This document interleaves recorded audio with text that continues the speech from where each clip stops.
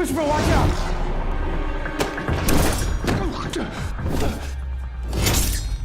Finally. The Lucifer 2025 miniseries has been in talks for a while now, especially after the surprise return of a fan-favorite character that got everyone buzzing.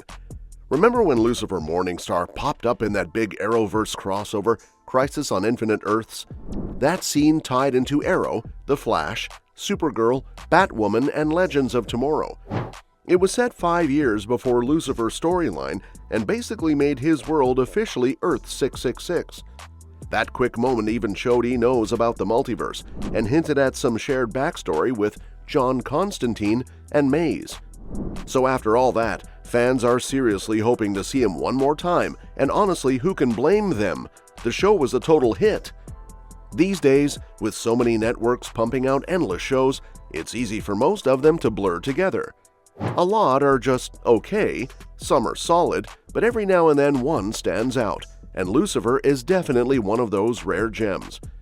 At first glance, it might seem like just another fun series, but there's actually a lot more going on underneath the surface.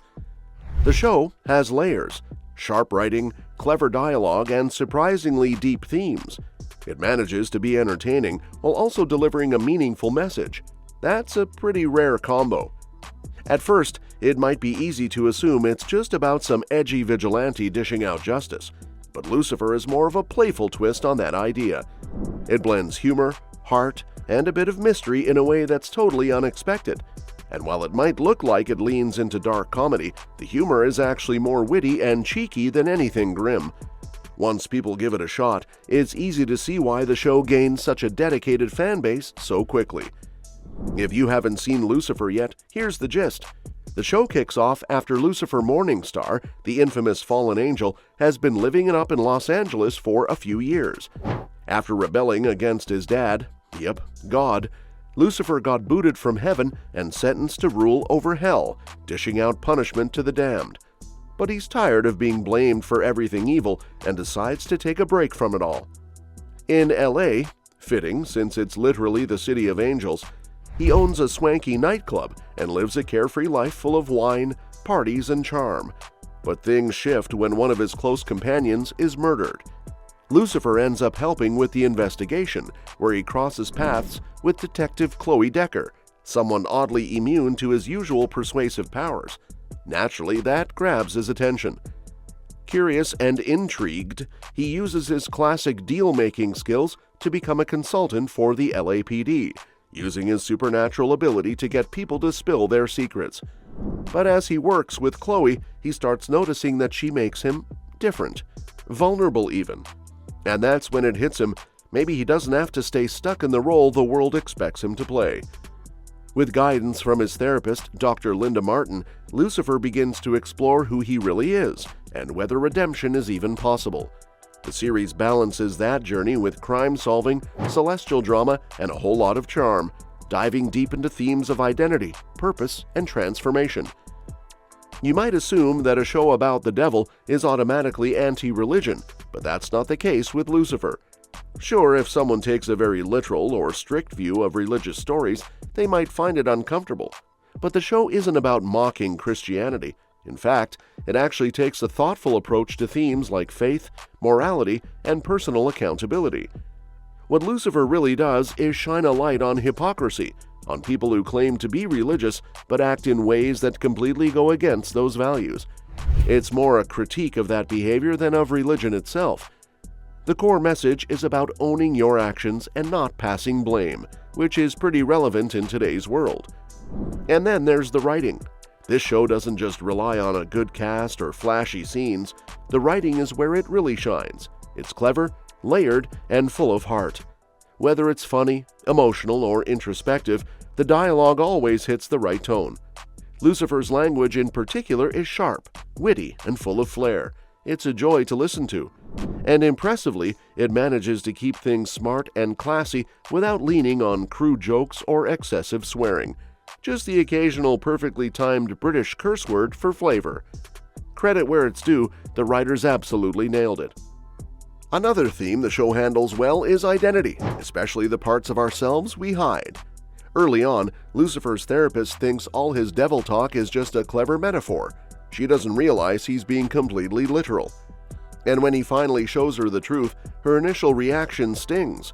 It's a moment that hits hard, because most people know what it feels like to fear rejection over who they really are. Lucifer's journey highlights how much energy we spend trying to please others or live up to expectations. But as Dr. Linda warns, when you stretch yourself too thin for everyone else, you start to lose track of who you are. Romantic relationships are often where people hide the most of who they really are, and that never ends well. One of the most powerful parts of Lucifer is the central love story between two total opposites who somehow bring out the best in each other. Lucifer drives Chloe up the wall with his over-the-top behavior, but she sees the good in him, his honesty, his heart, and she inspires him to want to be more than the role he's been stuck in for ages. What makes their bond even more interesting is that when Lucifer is around Chloe, he actually becomes physically vulnerable. No immortality, no invincibility. Just a regular guy who can get hurt. That vulnerability is huge, especially coming from someone like him, who represents the whole emotionally unavailable tough guy stereotype. All of this is exactly why fans are still hoping Lucifer makes a comeback, along with the beloved character himself. And while a full-blown Season 7 doesn't seem likely, Tom Ellis isn't totally shutting the door. On the Inside of You podcast with Michael Rosenbaum, Ellis said he's not really interested in doing another season, but he would consider returning if two things lined up: a solid movie script and the right creative reason. He made it clear he's not about reviving the show just to cash in. In his words, it's not just doing it for the sake of doing it.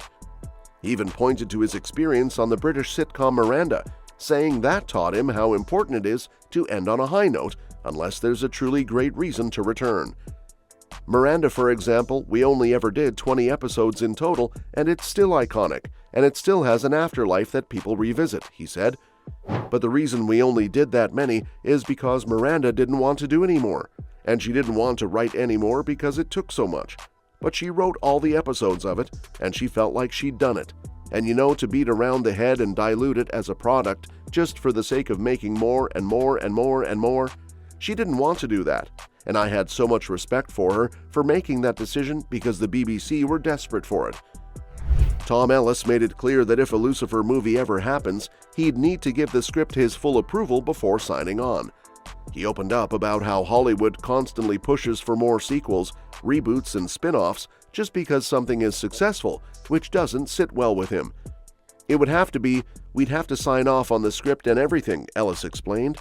He added that one of the biggest differences he noticed between Hollywood and the UK is how the industry operates.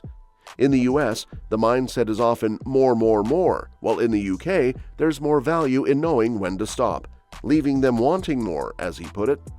Well, that's it for today. Now I've gotta know, if a Lucifer movie does happen, which storyline or character would you be most excited to see return? Drop your thoughts in the comments, and if you haven't already, hit that subscribe button so you don't miss the latest news on Lucifer and all your favorite upcoming shows. Catch you next time.